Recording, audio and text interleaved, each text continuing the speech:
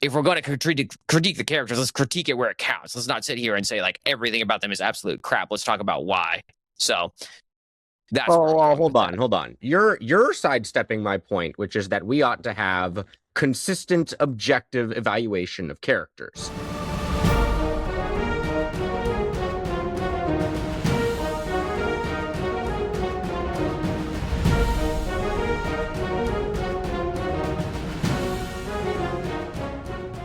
Hello, ladies and gentlemen. Welcome back to another episode of A Lost Plot, the podcast by storytellers for storytellers so that we can tell better stories ourselves. As always, I'm your host, Maverick, and today we have back with us our co-hosts. Both Avalon and Andrew are here today to review the most recent release by Steven Spielberg. That's right, we're talking about Disclosure Day, the 2026 film that just came out, which the screenplay was by David Koch and was directed by your very own Steven Spielberg. No surprise there. I mean, we're talking about aliens, so who better to talk about this than the guy who loves to make films about this, Steven Spielberg. So yeah, that's what we're getting today, folks.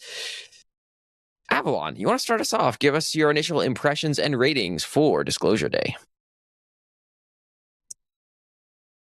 As someone who at one point in time was a Steven Spielberg fan, this movie was probably the closest I think Spielberg has come to making a religious movie in some ways, because of the vibes this movie gave at certain points and some of the ideas he touched on, plus having heard Spielberg's thoughts in interviews and such about aliens.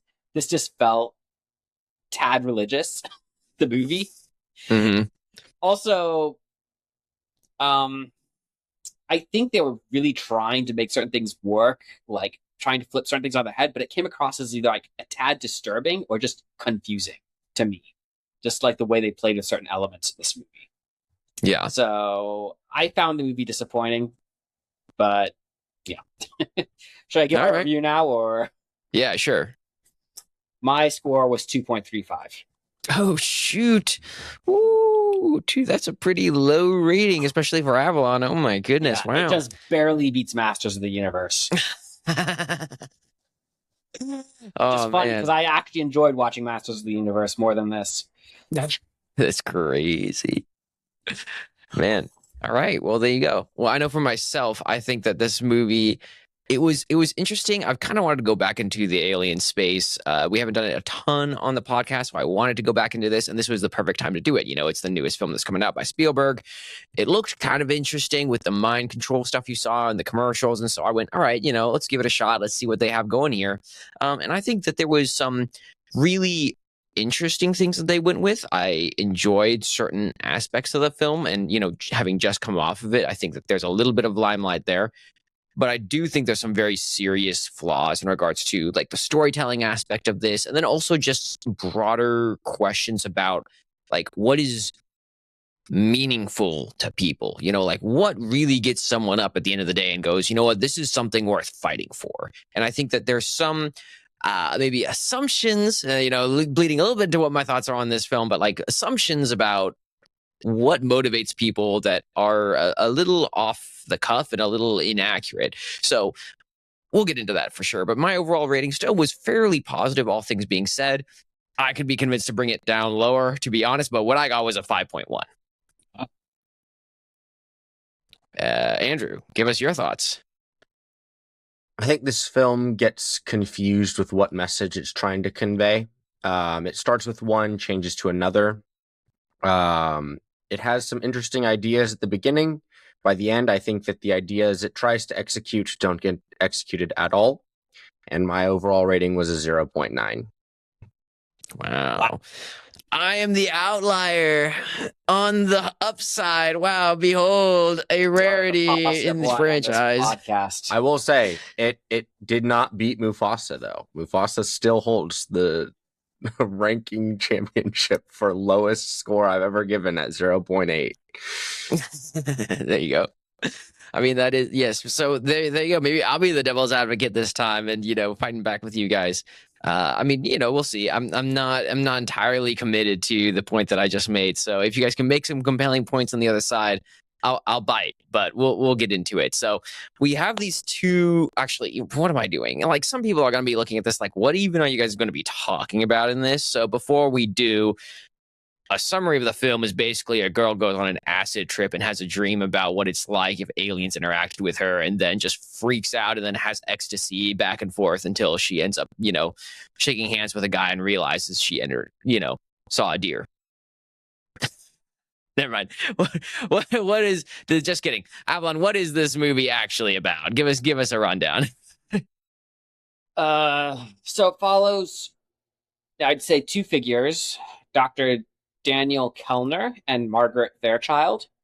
Dr. Daniel Kellner is like like an IT hacker slash IT support individual for a secret organization who goes rogue and stole like ton of information, and also an alien device that they had in safekeeping. And he's on the run. Shoot, I forget the name of the organization now. It's like War something. Wardex. Yeah, the Wardex Corporation. Yes. Wardex. And then, so we're following him. At the same time, Margaret Fairchild is a weather newscaster at a Kansas City station who suddenly has one day, after an encounter with a bird, of all things, suddenly starts to be able to see into people's minds, speak other languages, and suddenly starts speaking strange words that no one understands because it's alien. Mm-hmm. And more or less, both of these people start going on the run, and they end up meeting up, joining this resistance, sort of be brought into this resistance group, and figure out what's going on. So, yep, yeah, that's the basics of it. Obviously, it's an alien movie. We're talking about aliens here. Yeah, no surprise from the start. Let's talk about those two characters. I mean, we have the introduction at the beginning of Dr. Daniel Kellner. So let's start with him. I think it's safe to assume. Maybe I should clear the air here. This is a two primary protagonists in this film. Is that a safe assumption here? I would say so, yes. Yeah. So, I mean, we're dealing with both Margaret as one of the main protagonists and then also Daniel as one of the others. But you start off seeing Daniel as he escapes with these information and then also with this relic that seems to interact in some ways with alien life forms. What are your thoughts on the character of Daniel? Do you think he's a compelling protagonist? Do you not? What are your thoughts on his development as you see him progress through this film? Avalon, go ahead and give your thoughts. My problem with Daniel is he doesn't have a realistic motive for what he's doing. We're supposed to believe that he's this altruistic individual who just thinks the truth needs to go out there to the world and everyone needs to know. But we're not given a reason why he thinks that. We're not given like a justification for his actions, except that that's the right thing for everyone to know, that the truth to come out there. Even though people disagree with him at one point during the movie. So, I mean, you could arguably say that the footage shows some atrocities being committed by humanity, but in and of itself, that's not enough reason, I'd say, to show it necessarily. I mean, maybe, but it's not enough into Daniel's character, more or less. I feel like it's just surface level. It's not enough for us to be committed to, to knowing who his character is, if that makes sense. Mm-hmm. Like, are you saying that like we don't know enough about him from a background perspective to believe that? Well, not from a background perspective, because we are given his backstory. We are given like bits of like who he is, where he came from, and like we're given enough. It's just there's no personal reason on his part as to why he's so invested in this, I guess. Mm-hmm. And like, yeah, the only thing you could possibly use as a personal reason is that he was technically abducted as a kid, and like, so that he can now, like, he's given all that stuff for the mathematics and he's able to understand the alien language because of that incident. But because of how that incident works into the story, it's not really, one, it doesn't support his idea of helping the aliens at that point in the movie. And two, I mean, the whole backstory thing is kind of contradictory in and of itself. I was annoyed with it, but Yeah, so maybe, and I don't normally do this, but just for this film specifically, I think it could be helpful to actually take these two characters and combine them together for the sake of the discussion, right? Normally, I don't think it's valuable because each character should be maybe analyzed in their own right. But I think both like the direction they're going with both of these characters and also like the motivations for both these characters have a lot of intertwined motives and similarities. So it might be valuable to do in this instance. And so for anyone who's watching, you're going to get spoilers. So just if you're afraid of spoilers, don't pause the podcast. All right. And then watch the film. But in this film, more or less what you're getting with these two characters is some level of like a handshake, if you will, between one side of these two characters, where one's supposed to basically understand the aliens and the other one is then supposed to be like the spokesperson, if you will, for the aliens. And they work together to basically be the interactive force between alien species and humanity, is the idea that you get more or less with these characters. Is that like a roughly fair assumption of what's going on here? yeah, fairly good estimate. Okay, yeah. So, like, that's what you're getting. And then you have an interaction early on with both of these characters and they both don't remember this at the beginning of the film, where they were both abducted. And the aliens basically did probably their own version of like a medical interaction with them. Not exactly medical, but they basically imbued them with the ability to do these communicative techniques. So, that's what you're getting in this film, and that's like the background that makes these two characters incredibly significant for this purpose of the plot. Now, that being said, Avalon, you were mentioning your thoughts on Daniel and his motivations. You want to go into Margaret as well and her motivations and why she's here and whether or not you think that she's compelling. With Margaret, there's more emotion on her side, but I mean, I almost want to say the same thing about her as I did about Daniel, but the only difference, I mean, because we actually get more of an understandable goal from her at first, where she's like trying to, well, in a way, more understandable, where like she's trying to find her place in society, supposedly, but she doesn't know where that is. So, I mean, in some ways, that's a little bit more understandable. But then she kind of goes on this like, after the interaction with Burr, she kind of becomes like, oh, I feel like we should go this way. She starts following intuition because that's what she's told to do. And she just kind of goes all over the place, more or less trying to reconnect with Daniel. So, yeah. And I think the argument there is that and this is maybe one of the weird things between her and, say, Daniel specifically, is he has these interpretive techniques, but her powers, right, in this film kind of seem to be all over the place, where she has premonitions, if you will, of what's going on. And she also like has the ability to interact with this device, this alien device that allows her to make people invisible, that allows her to turn things on, things like that go beyond what other people seem capable of, or at least haven't figured out how to do yet. So yeah, I think that hers are vaguer. Huh? It's the alien MacGuffin device. Yeah, exactly. It got very MacGuffin-y by the end. It's just like, all right, hold out the device and behold the power. Yeah, I would agree with that. Yeah, Andrew, what are your thoughts on these two characters? I found them very uninteresting. I think, like, let's talk about Daniel real quick, and then we'll go to Margaret. Daniel's character has no reason whatsoever to be involved in the plot, other than that we're told he ought to be. One of the things I found very interesting about this film, we get these reactions where he's like, this was really difficult to watch, and he shows her like an alien being strapped down. The entire film assumes that humans feel a certain way about aliens, and I think it completely misses the mark on, one, how they feel about aliens' existence, and two, how they would react to certain treatment of aliens.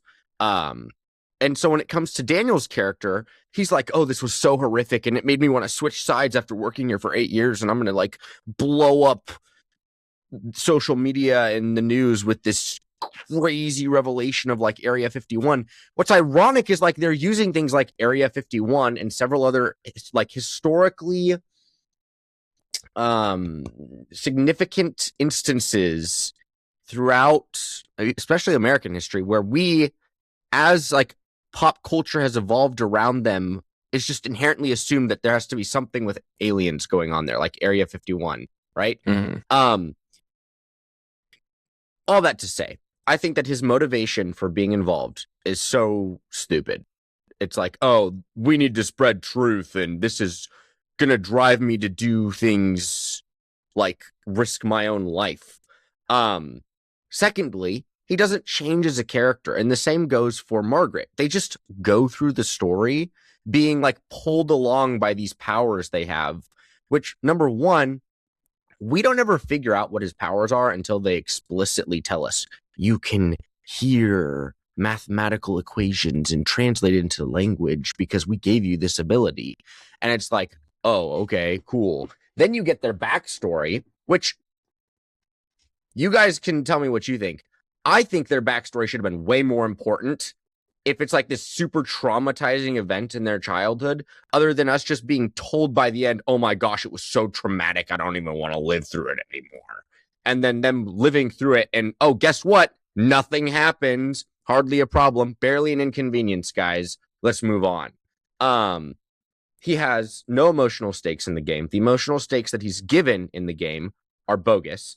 By the end of the film, he doesn't lose anything. He doesn't truly risk anything. Same goes for Margaret, by the way. She has her boyfriend that she just ditches and leaves, and we are never given the inclination that he actually matters by the end of the film, other than he sees the report on TV. And like, we literally just see his face, and he's just like, and that's it. Move on.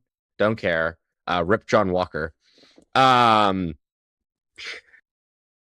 think the same goes for her too, by the way. Like, we get this weird semblance of an idea that like she doesn't feel like she belongs in wherever she lives. Where is it? Oklahoma City? Kansas. Oh, Kansas City, Missouri. Yeah, she's like, Yep. oh, I don't belong here. I want to move. And it's like, okay, why is this important for us to know?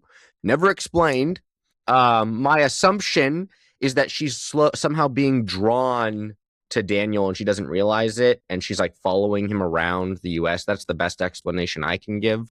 So yeah, I think they lack depth. I think they lack transformation. I think they lack any semblance of loss or any sort of consequences for their actions throughout the film. And I think the fact that the film ends with her giving the message, with the entire film telling us that if we give this message, something terrible will happen. And then we never see the thing happen by the end because the film ends immediately. We can get to the end, but I think, Sure. like I said, I think they lack everything that a protagonist needs. I don't even think they have material to be good side characters.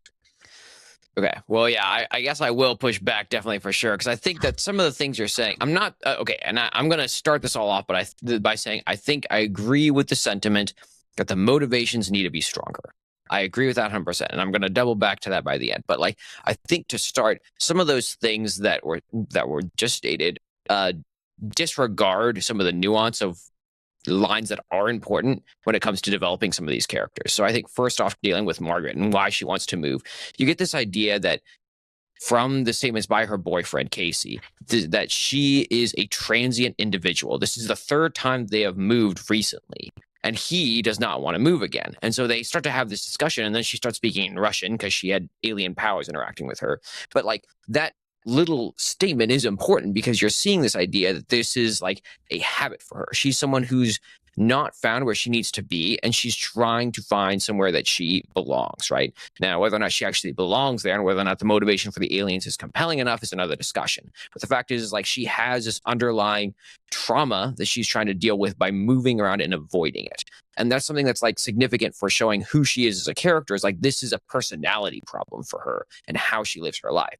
So there's that aspect for her. I don't think that she's totally unnuanced for having that. And then in regards to things like, for example, Daniel, right, and saying that they didn't really explain his powers. No, they don't explain his powers till the end, but they do infer it when she sees the video of Margaret speaking. And he is clearly able to see what she's saying and clearly able to communicate that. They explain that later, but like, his idea that he can understand that from the start is something that infers that there's something going on there, and we can get the idea that he probably knows how to interpret those things. So I think that it's not inherently on its face just like this is a terrible movie, they don't explain any of these things because of these reasons. No, I don't think that's the case at all. What I do think is that the motivations for these characters is significant. And going back to what you just said, Andrew, about the strapping the alien down in the chair is what drives him to be like, oh my gosh, this is terrible. Because if you look at the videos they show, all of them are pretty much of crash sites. And then the one sign that you just mentioned, where they see an alien being strapped down, supposedly they put a needle in him and inject him with something. That's like a common medical procedure for a lot of people. They get shots every day, right? Thousands of them are given out every day to make sure people are not dealing with any number of diseases around the world. And so the idea that like this is something you would look at, probably aliens are allergic to something on Earth, right? Like the idea that they would try to maybe protect them by doing that is not an unfair conclusion you might come to by seeing that. The alien might not understand, just like a kid doesn't understand when you're giving them some sort of injection, right? So I think that like the idea that you see crashes and then you see an alien being strapped down and go, oh my gosh, this is awful, we need to do something about this, is a really far-fetched in regards to a motivation for characters. And I think that's really like the crux of the problem with this film in my eyes in regards to anything else, because that's the one area of the film especially where they just take everything and say, see, this is the problem, and then just run with it, rather than really giving us a deep dived explanation for why this is a problem for us as individuals to care about.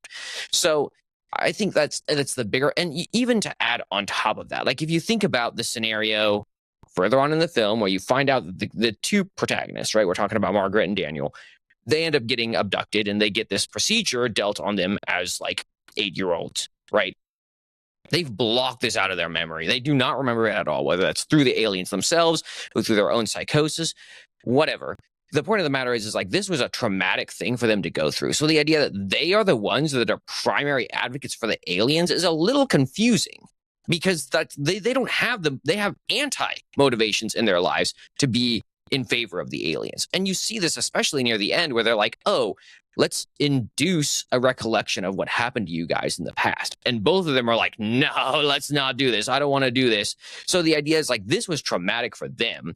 And like their interactions that have caused them, for example, with Margaret to be this transient individual, or Daniel to be someone who can't have friends, like these things have caused problems in their life. The idea that they want to be allies with the people who have caused this for them does not seem like a very motivating reason for them to be, let's go aliens, yeah, we're pro this side. So I think like those things are really big reasons for the protagonist to actually be antagonist against the aliens in this film, and that's not what you get. So I think that the motivations are very, very weak if you look at it on its face, and cause a lot of problems for us getting the buy-in as audiences to go forward with that.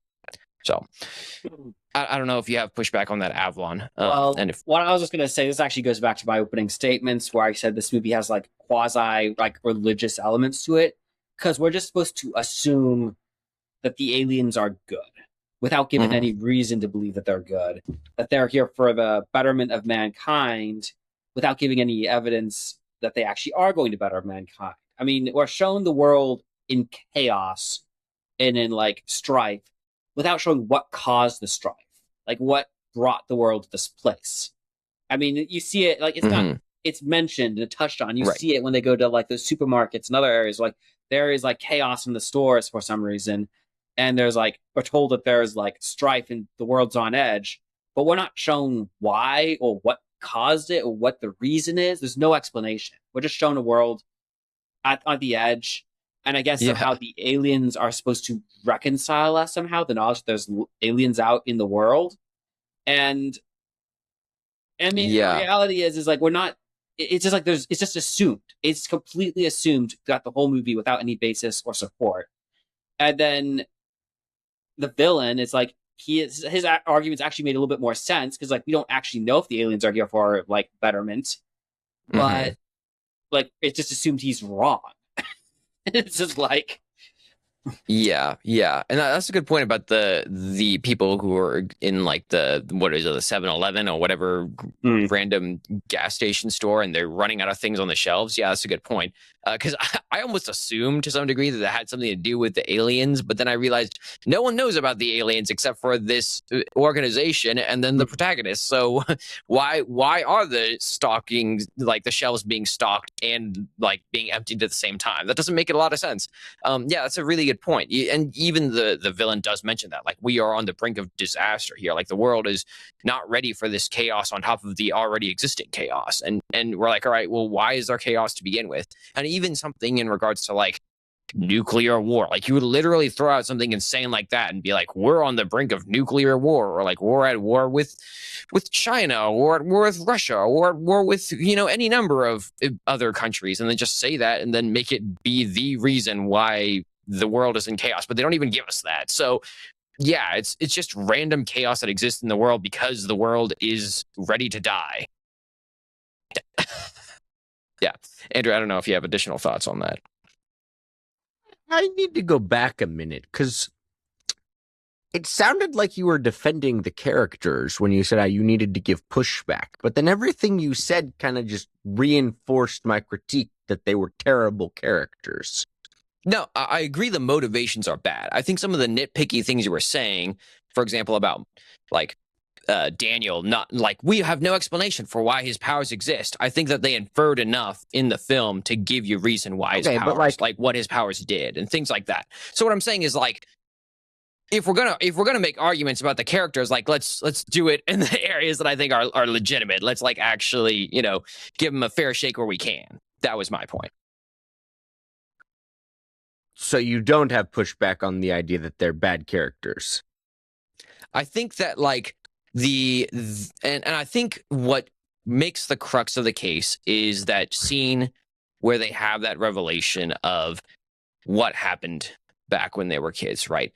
And that's where you really get off the boat rather than getting on the boat. Because I think for most of the film, I sit there and I go, okay, I think Margaret, and I think Avalon even echoed this, the idea that like Margaret has a little more going on for her in regards to this level of like, if you look at it in my joking analysis, explanation of what goes on in the film when I said she was on drugs, and that's what the film's about. Like, there is some degree where it seems like she is on a trip, and she's doing this whole thing, and she's, oh my goodness, I am in the best place of my life right now. And then, 2 scenes later, she's terrified and she's holding onto a piano, so like, there's things like that where you go, okay, something clearly is going on here, and you're given some level of buy-in of, okay, there are psychological things going on here that we don't fully understand. And to some degree, too, you could even make the argument we don't understand them even by the end of the film. But I think the explanation they give at the end leaves more questions than answers, specifically because it clearly is traumatic for them in that situation. And that goes back to the motivations point I was pointing to. And that goes back to a broader instance of motivation is like the crux of a good story. If your characters are not bought in a realistic, believable way, then it doesn't matter if they have good backstory, if they have good allies, if they have like strong interactions in regards to the pushback they get from the villain and all that stuff. Like, if they're not bought in a way that we believe, the whole story falls on its face. And so that's why I really focused on that, and that's where my big issues come into this film. So you do think Margaret's character is somewhat good? Sure, I'd be willing to buy that there's like decent quality aspects for her as a character. How can you like her character even a little bit and hate on Marty McFly? And I want you to explain that to me for just a millisecond, all right? Let's just take like a 2-second breather here, because Marty McFly has great potential. He's arrogant, he's self-serving, he is selfish. He does not care much about consequences or what others think. Great character flaws. Then you get towards the end of the film, and Maverick goes, he doesn't change. He always does the right thing. He just floats through the story. All of the things that I've said about Margaret. Has Maverick actually contradicted those things? No, Maverick has not. Maverick has simply affirmed those things and then said, she's kind of interesting, and moved on. So please, Maverick, make your case for the audience, because I am dying to know. All right. So first off, this is not that is such a sidestepping of the argument here. We're not talking about that review. You can talk about that review because we did it for like an hour and a half, months and years ago in regards to that film. So if you want to talk about that film, just go watch that review. In regards to Margaret herself, I think you can make the argument that she changes as a person, but that more has to do with her getting re-enlightened underneath this experience where she relearns what happened to her, right? And then she has a I guess, knowing of herself when she realizes what happened to her with the aliens back when she was like 8, right?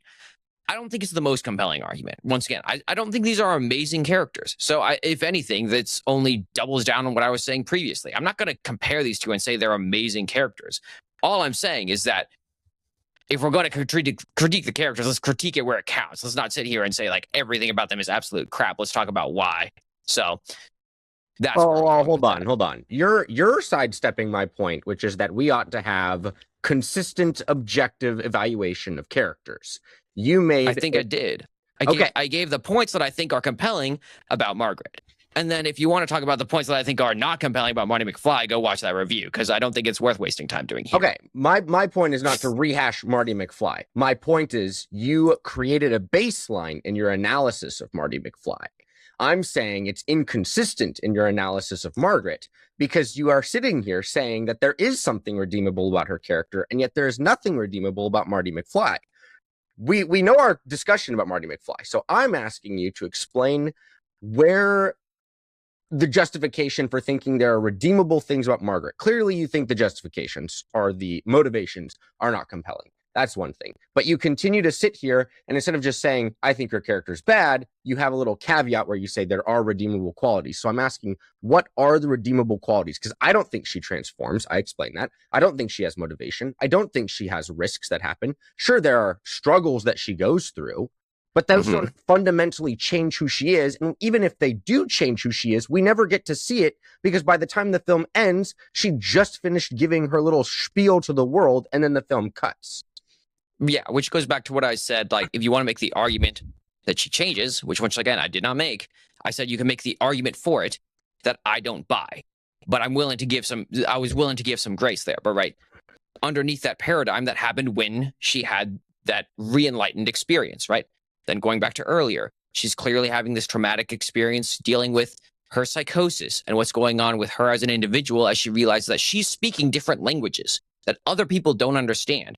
And then she's understanding people's thoughts. And then she's appearing to people as someone that she's not, right? All of these different things are going on for her. And she's going on an emotional journey where she goes from being super excited about the world to being absolutely terrified about the world. And then all of these other things that are going on clearly are taking her on an emotional roller coaster. And something that she's been trying to avoid all her life is now being forced upon her by the scenario at hand, right? Clearly she's been trying to avoid it by trying to move around. So what I'm saying is like they have a lot of pieces in place to make her an interesting character. And I think she was interesting to watch. I think that the thing that is the crux of the problem with her character is how it ends. And it's the same thing for Daniel. You don't see something that makes it believable that her motivations that we have up to this point really justify her being on the side of the aliens. I honestly, I think you're trying to find like a needle that isn't there in this haystack. No, you gave a 5+ rating to this film, and the protagonists are a big part of that rating. I think the protagonists are trash. Avalon seems to agree with me, even though his is like a point higher. So it's like, where are you getting a 5 out of 9? Well, let me be clear about something. Bad? So I don't like these protagonists, but I'm not going to say they're completely trash protagonists. They have elements that I will agree are actually decent for characters. So I won't say like there's no redeeming qualities about either of them. But, and in fact, there are moments where Daniel acts in a way that is moral, or like he's trying to save, like when he goes to try to save Jane, even though he's been warned that they're going to kill him, in a way that speaks to his moral character, and it does give some depth to who he is as morally. But that doesn't cover everything else that's wrong with his character. Sure, but my point is that there may be redeeming qualities, right? I may try to make a cake, and if I put eggs and flour into a bowl and mix it and toss it in the oven, I'm not getting a cake. which means the cake is still garbage and no one's going to want to eat it. So just because there are redeeming qualities in a character doesn't mean that the character itself is good, which is Maverick's whole point with Marty McFly and why he doesn't like him. Didn't say the characters were good. Well, no, And honestly, that's not my point. He's saying there's redeeming qualities, so they're getting some points or some. Like, how are you getting a 5? Is what I'm trying to get at here. And with the characters, most of the points were not from the characters. It's like most of the points that I got had to do, and a lot of these things were honestly halfway down the road, which is why I guess it kind of makes sense that it was around a 5. What it mostly got points from me from was the idea that like they had a lot of tensious situations, right? Which I distinctly separate from the believability, because the believability got trash reviews from me, right? In regards to, is this film believable? But were they in a lot of like drastically terrible situations throughout the film? In a lot of cases, they were. They were always on the run. They were always in threat of being shot or stabbed or killed. And like the ideas there, I thought were actually pretty decent, because I was sitting there going like, I think that the motivations here are crap, but I'm still kind of invested in what happens in this train scene or in this car chase scene, because things are getting crazy. So I think that like being able to distinguish those things and say these things were actually pretty decent is a valuable tool to be able to look at what was good in the film and what they did they do good, despite the fact that I don't think this film was a great film. And so that's what I did in my review. Okay. So here's my takeaway from the analysis of the characters, though. In your defense of them, it did not sound in your rhetoric and your analysis like you thought that they weren't good characters. It sounded like if there's a spectrum of good versus bad, you thought they were closer or somewhere in the middle towards being good versus being a bad character. Whereas Absolutely not. My position that I'm taking here is I think there is either a good character or a bad character. I think if you're somewhere in between, you're not getting to the point where you have a character that, when I say in between, by the way, I mean you don't have a good starting point or a good end point. There can be some weaknesses in the middle of a story of like, oh, maybe you didn't execute this properly. But if you have bad motivations and bad execution of the character's arc, what is the point of that character to begin with? Well, then I just completely disagree with how you're reviewing characters, because I think that like taking the overall journey, which is what the whole movie's about, you're supposed to go on an emotional journey. You have to look at the whole thing and see like what was good that made us invested at this point in the film and why, and then evaluate that as well as evaluate the beginning and the end. Do I think that the beginning and the end are the most critical points? Absolutely, because that's how you get people first invested and then how you get people satisfied. So yeah, that's not to be discounted, but to just say either yes or no and make it binary, I think is just superfluous, and then just completely disregards like the genuinely valuable nuggets we can take from a film like this, even if we think it's bad. I can take genuinely valuable nuggets from Hitler's Mein Kampf or the Communist Manifesto. That doesn't make them good works. Just because there is something good to take away from it doesn't make the character good and doesn't make the character redeemable. This is why I keep going back to That's not what I'm saying. You can take good little bits out of it, but you would continually hammer away at them. Or specifically, you're completely you're misrepresenting what I'm saying. I don't think this conversation is valuable. What we're saying is like we're evaluating characters differently in this at this point. That's fine. You can do it your way. You can be upset that I didn't give them a 0.0 in regards to characters. That's fine. I don't think that it's going to add anything to this conversation going forward. So sure. I think it's fair to move on. Fair enough. All right, let's talk about the villain, because I think that like the antagonizing force is also a critical piece to this film, and I think that Scanlon was that antagonizing force. Do you think that he's compelling? Avalon, what are your thoughts? I'll definitely say he's the villain, and I'll say that the big thing which pushes him into being the villain role is his willingness to do whatever it takes to do his job in certain ways, and even using that alien device to mind control individuals, or more or less to, I would say, well, sort of mind control. It's more like hacking into their mind in a way, forcing them to see him and talk with him from afar, though he can mind control people through that same method, which mostly does it on Jane. So, I mean, his methods make him the villain. Now, you can tell by a certain point that he has a history, but that history isn't fully explained. And also, is he really a compelling force against the heroes? He has the ability to. The problem is he isn't. Because there's some key scenes where he just kind of like, okay, and then just sits down and does nothing. And it's like, why? And we're not really given a reason why. It's just, Especially at the end. Yeah. yeah, it's like, what was the point? I mean, his right hand man guy is actually more like, He's more committed than he is. yeah, he's more committed than he is, and it's like his frustration when he marches out at the end is kind of understandable, but also makes no sense. It's like, well, if you disagree with him, why don't you do something right now? And he doesn't. He just walks out angry. Yeah, I mean, I assume that was just like the hierarchy of command here. He would get in trouble if he did, but yeah, yeah. Anyways, fair. Andrew, do you have additional thoughts? I think he's a bad character with good elements.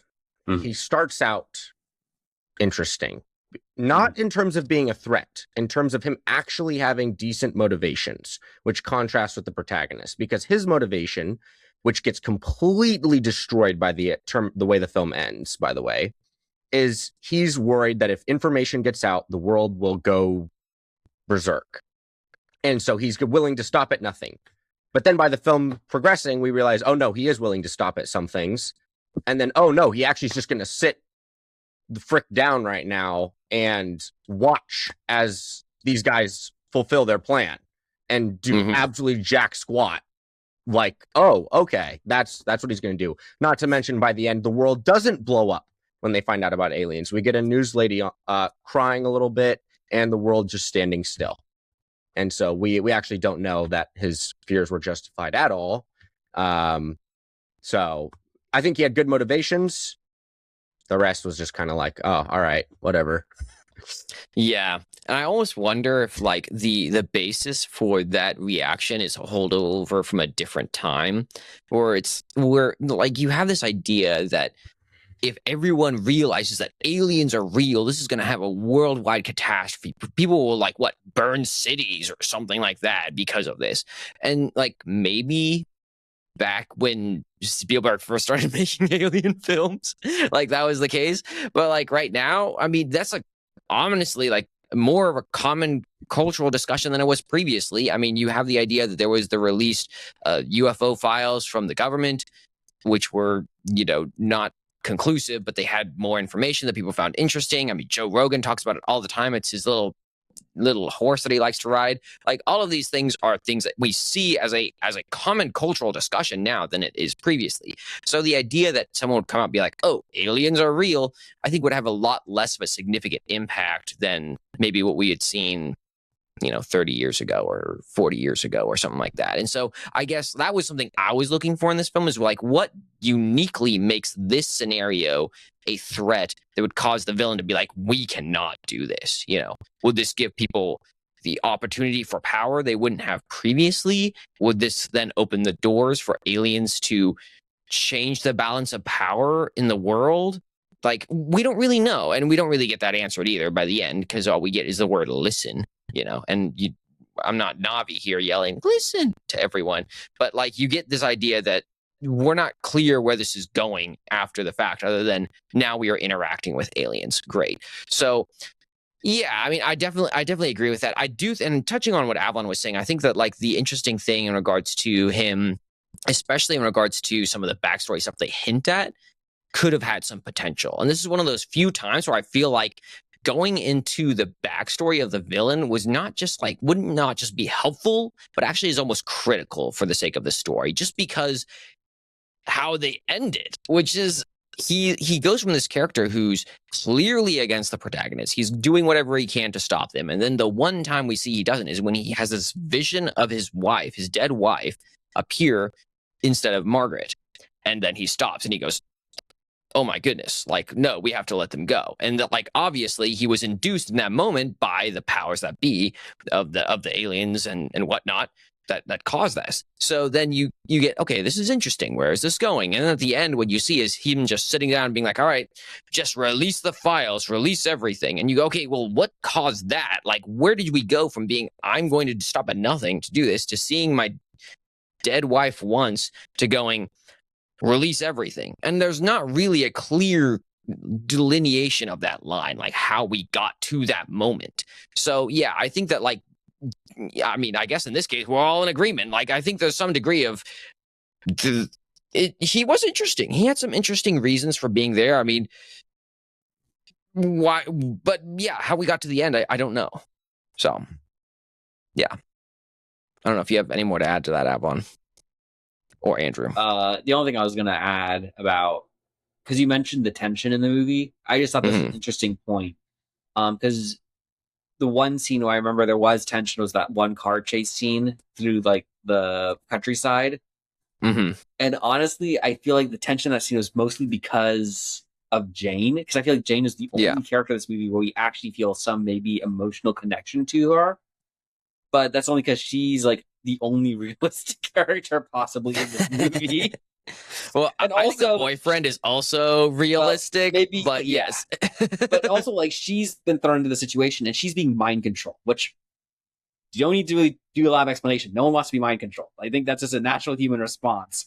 And like seeing her being forced to Right. almost kill Daniel against her will, that actually like creates some empathy from us. Like, oh shoot, what is she going to actually fight this and win against Noah, or is she gonna like succeed?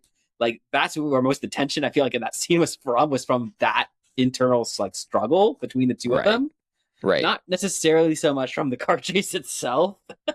So yeah, and honestly, I felt like the lead into that car chase scene was honestly kind of bonkers because the fact that he just goes like when he's been running from these people like all his life, and then or not all his life, but like the last couple months, and then he sees, oh, they're surrounding this house, and I was just warned not to go there.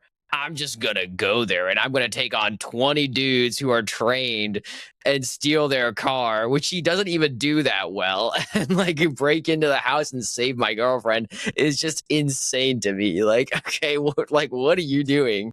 But yeah, no, I'd agree that Jane was probably one of the more compelling characters, and she brought in like the whole religious aspect, which is definitely. I think we'll get to that when it comes to like themes, but I think that was one of the more interesting aspects that she brought to the film. I just realized it's the second review in a row we had bad NPCs. My goodness. Yeah.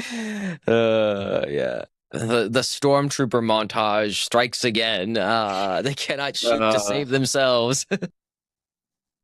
Goodness. Yeah.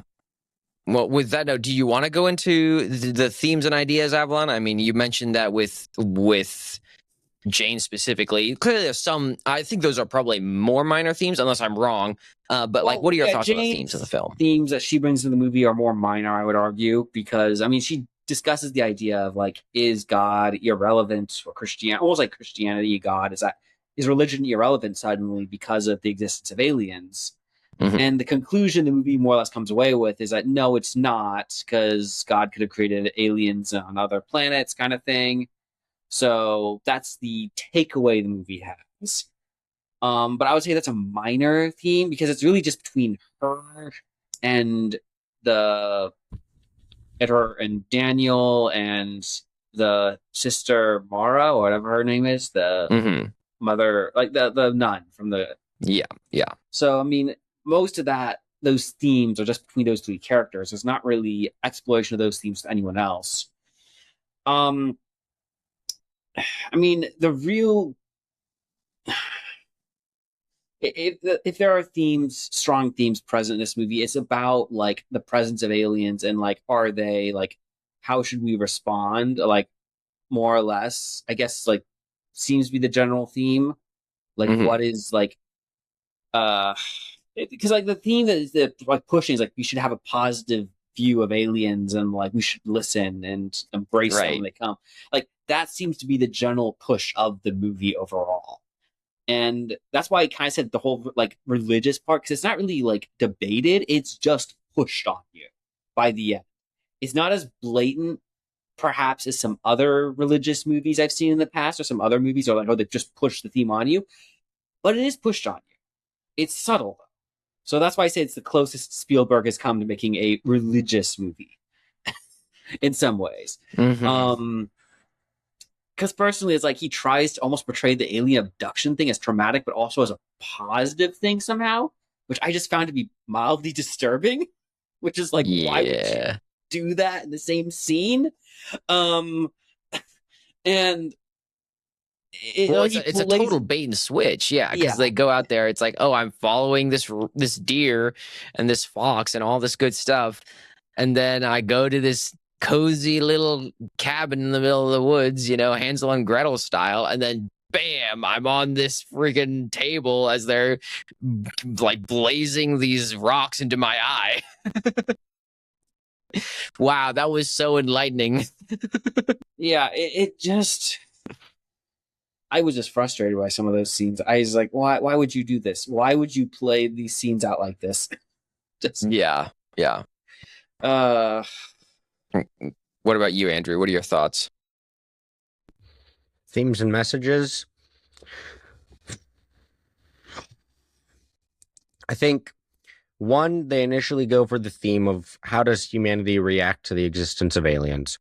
By the end of the film, it is it's like a critique of humanity finding common ground to respond to a threat and like using humanity uniting over aliens to like cease hostilities, because we aren't explicitly told there's World War III, but there's little tidbits that are dropped in the news like feed with the the two people that work with her that are talking about like tensions escalating. But again, we don't see it terminate, so we don't know what that ends up looking like. The religious themes as well, I think, are so forced. Like, why is Jane's character under the impression that the existence of aliens would make religion obsolete? She explains it by saying that like aliens become this new superior being.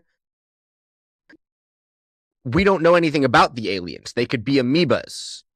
That doesn't make them superior beings. She's like, again, these are inherent assumptions we have about aliens that continue to influence the way that the film plays out. We assume, like you guys have said, we assume that they are here to help humanity instead of hurt them. We assume they are intelligent creatures, even though the audience has no idea what the aliens are actually like, other than aliens exist in some way, shape, or form. And then by the end, we get the stereotypical looking alien with the big bug eyes and the fat head and the skinny limbs. Like, we don't know why she perceives aliens that way, or even why she's questioning religion to begin with, until we're told at the end of the film that she'd lost faith in humanity, not God. I guess that can explain away why she leaves the sisterhood.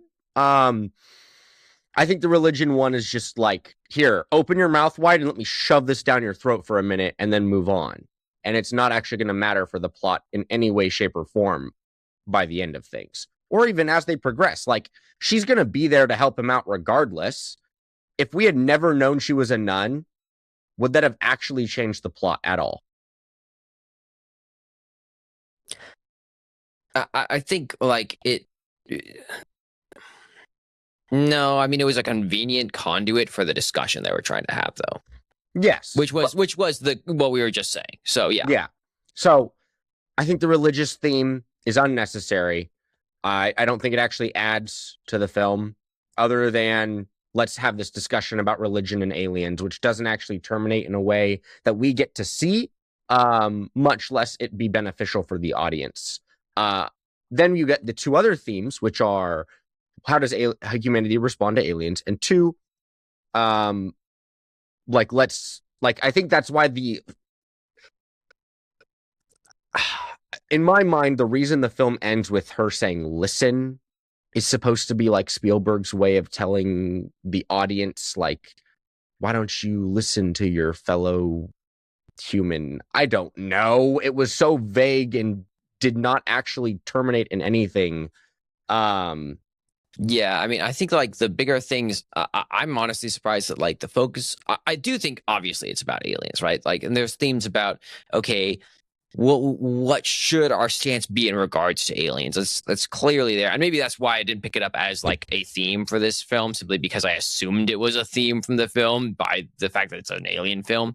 But I was thinking more in regards to the ideas of truth and the idea of, okay, what does truth mean for humanity? And what do you do for the sake of truth in your pursuit of that truth? And that was more of like where I was going in regards to what my thoughts were with where he was going with that. And so when the idea is like, okay, well, how do you find truth? The answer is to listen. That's what he was going for.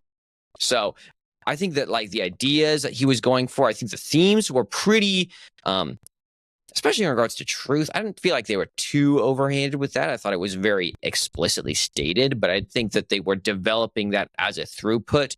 Was it portrayed in the characters other than them just saying, yes, yes, I'm pursuing truth no matter what? No, not really. I mean, that was pretty much what you got with that. But I thought like truth was a primary crux for how they were approaching things, especially if you contrast that with what's his name, Scanlon, Carl, the villain. Oh my gosh, Noah. Okay, Noah I'm back Scanlon. now. Scanlon, yeah, Noah Scanlon. And so like his character are just going like, oh, we need to hide this, we need to keep this away because it will protect people, and then everyone else being like, no, we need to pursue the truth because people deserve to know. And this is more or less the idea they're going with, is like the truth should be pursued above all, even in spite of the fears that it may bring.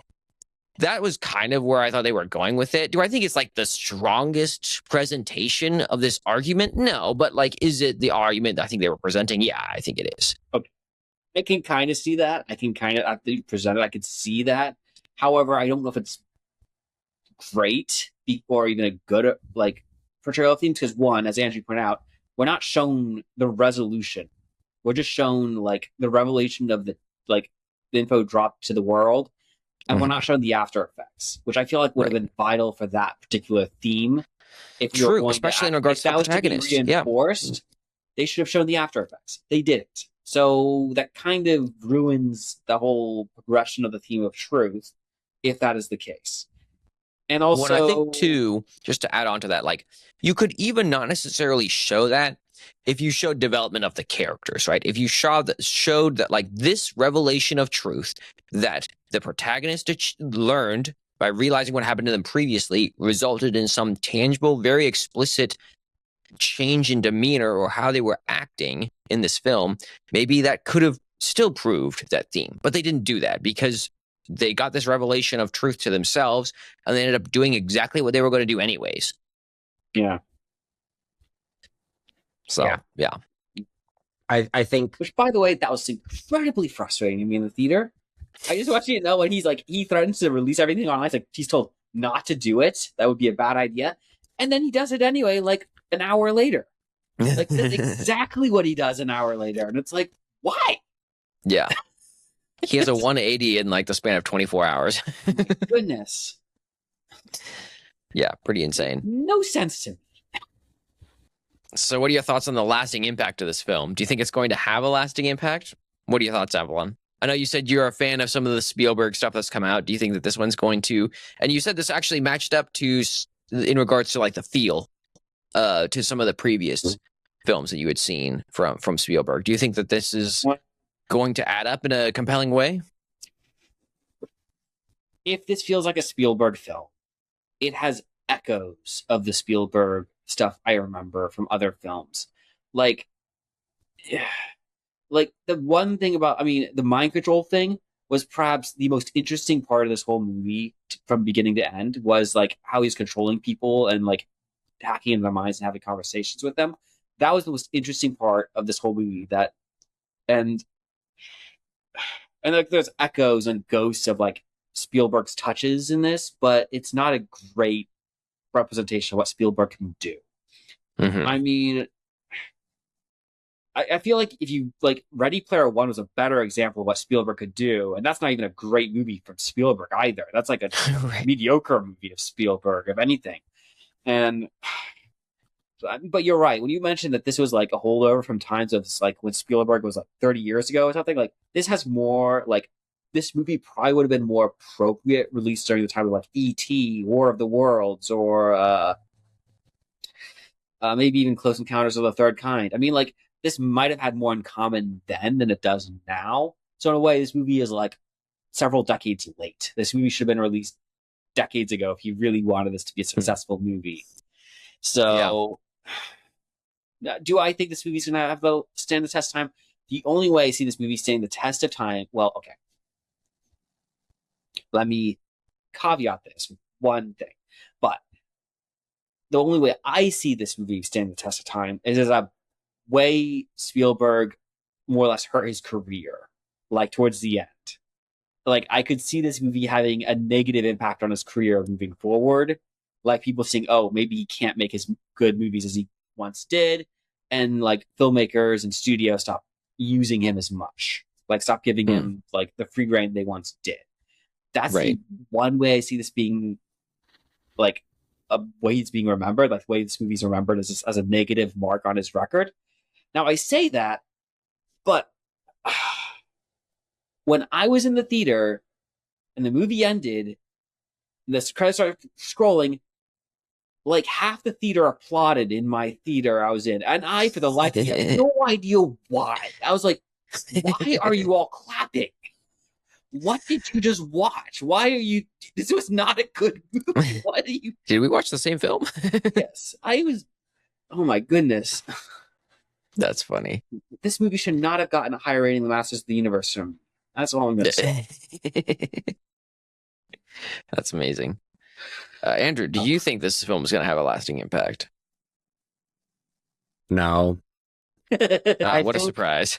I think the main reason it's not going to stand the test of time is its depiction of humanity's reactions to aliens' existence.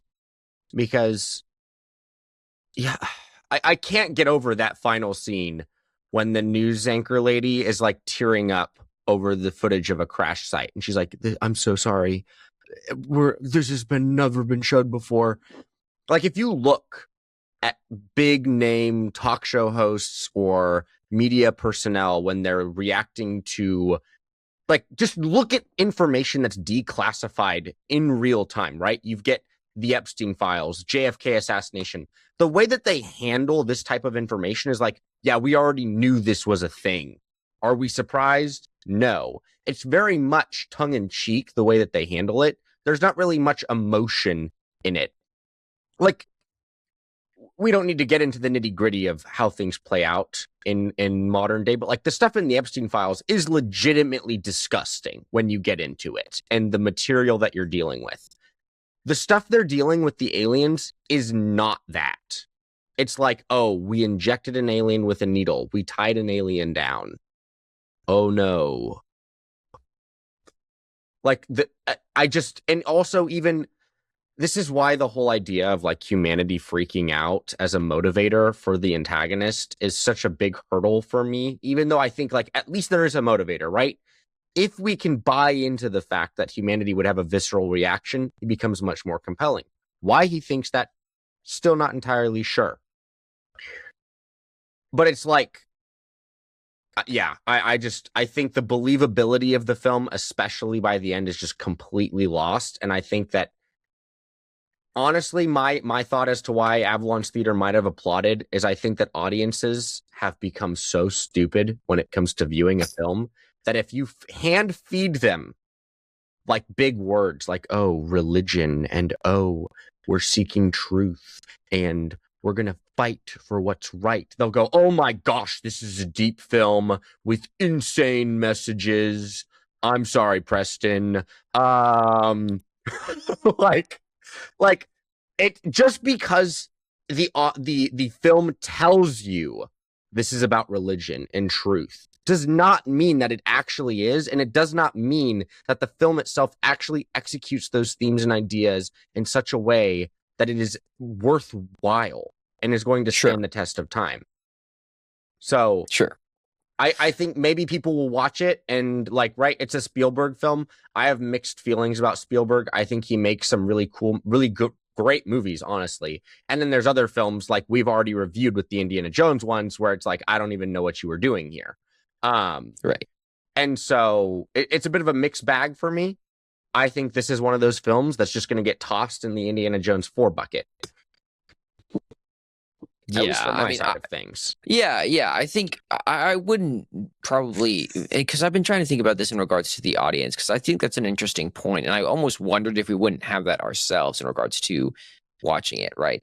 But I think that there's a sense in which that people who watch something like this have almost like a tendency to want to believe, in the same way that clearly people like Joe Rogan want to believe in aliens. And I think that's maybe where some of this buy-in comes in, where you don't care as much about the motivations because you also want to believe in aliens. And so when they're like, I'm fighting for this because I want the truth to be out there, they go, yes, I want the truth of aliens to be out there too. And so I wonder if that's where they gets this buy-in, because I'm not in this group where I go, oh yeah, I totally want to see aliens out there. You know, like that's not like a huge motivating factor for me, but there's a lot of people out there who are in that vein. And so maybe that's one of those motivating factors, especially if you're watching it around opening weekend. You're probably going to get more of that type of response.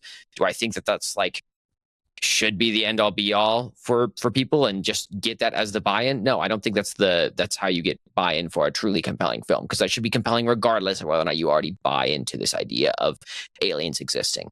But I mean, I think that maybe it's just like maybe a cynical approach of like people want to believe in a higher power, and maybe they don't want to believe in God, but they want to believe in something else. So they want to believe in aliens. And so maybe that's why people are getting this buy-in into this idea that, oh, aliens could exist. And they see films like that and they're like, yes, I want to believe aliens exist. But yeah, I think regardless, honestly, it has done decently well, even though it's the first opening weekend. It's already got 93 million worldwide, and it cost 115 million to produce. So they're probably going to break their numbers. They're going to at least break even, if not turn a profit on this one. So it's in, maybe that's something to do with Spielberg and just like the name recognition that he has. Maybe it has to do with this idea that I just said, that people want to believe in aliens. And so they're going to go see alien movies. Yeah. And right. We say there's good elements to this film. It's executed terribly. I think I probably say that for like 80% of the films we review. Is like, there's interesting stuff. Unfortunately, we don't get to see it done well. I think this film could have been made massively better if you changed just a few things. One, you make it so that the government did something actually egregious. Like, right. Yeah, that'd be great. Like, not actually, but like for the sake of the plot, yes. Yeah, like if you want a visceral reaction from a 2026 population, have the government do something. Because the aliens' existence is not enough to get the people to freak out. If the government is doing something in tangent with the aliens' existence, then you get a much more visceral reaction, because you have a world in which the people of the modern day already don't trust the government for multiple reasons. And so if you have a film and it's an alien film, but the crux of it and why it needs to be kept secret is the government's involvement would make this is so horrendous, and the reaction of the populace would be so insane that we can't let this get out. That makes a lot more sense. Two, you actually explain why the antagonist is so hostile towards aliens. Why does he think they're so bad? Why? What does his wife have to do anything? Like, his wife's death apparently massively impacted him a few years ago, but all we do is we see Margaret like impersonate her in his mind, and then he goes and lets her leave, literally just walk out. I think you change, maybe even like along the same lines of giving people better motivation. You do something with the actual characters themselves. Like, why pursue truth? Why be like, we've repeated this multiple times. Why are they so empathetic towards the aliens themselves? Right? Change those three things, and probably in changing those three things, you change the whole like perception of aliens as well. Like, do the aliens actually mean good? Do they mean bad? What's their involvement here? Like, if you develop the government's involvement with the aliens, you're gonna, as a byproduct, get more explanation as to what the aliens' intentions are here, which we still never get. All we get by the end of the film, aliens exist. We don't know why they're here, like why they continue to come back, only to get experimented on by the U.S. government, apparently. I think you change those three things, and the film is automatically going to be bumped up multiple points. Yeah, absolutely. I agree with every one of those statements. I think that motivations are key. We said this a lot in this podcast, and I think this is exactly the reason why. Even though we had a whole argument discussion about like what makes compelling characters, at the end of the day, motivation is something we can agree on. It's a critical point to making compelling characters. We even wanted it, especially for the villain in this case, because he has that 180. It becomes important for that, and we need to know why does chaos exist to begin with. So we don't need it at the beginning of the film, right? You can throw us into the chaos at the beginning, and we have to figure it out. But by the end, we should have some answers. So please give us those. Mm-hmm. Yeah. So, would you guys change your ratings? Would you have any last thoughts you think people should be left with in regards to this? Avalon? Andrew? Can I change my rating? Yeah. I'm going to make it 1.9 just to spite it. Nice. There you go. Oh, sorry. Go ahead, Avalon. The only other thing I'll say is that I really hope people stop. I don't know. Like, someone who loves this movie needs to explain it to me, because I seriously have no idea why people would go love this movie the way they're loving it, I guess. So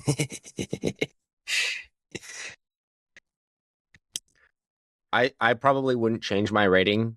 If I had one takeaway from this film for someone going to watch it, is that, especially as I've watched more and more recent films, is there are good things you could probably take away from any film, save for maybe Mufasa. I'd have to think about that one.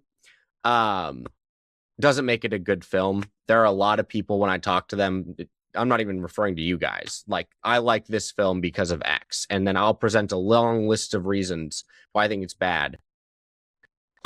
They'll just agree to those and say, well, I liked this thing about it, and then they'll still love the film itself. Is that, like, enjoyment of a film does not make it good. Yeah, of course. And in order to make a good character, there are a lot of boxes that need to be checked. And, like, I'm someone who especially likes to see a good character development. Like, there could be some pretty bad and horrendous things in the film. If the character, or specifically the protagonist or the antagonist, is done really well, the film's still probably going to be pretty good. But if you have a horrendous protagonist, it's like, why are we even here? Yeah. No, 100%. And I think, like, you guys made some good points, even with our little, rife and beef there. I will drop it down a bit. We'll get it at a 4.5. Would I probably watch it if someone else had it on? No, probably not. But, like, did I appreciate the one watch and I thought it had interesting ideas? Yeah. Did they execute them well? No. And that's what we got. And I think that there's very valid points for the other side. And I think that, like, those should be definitely considered when it comes to, like, was this film good?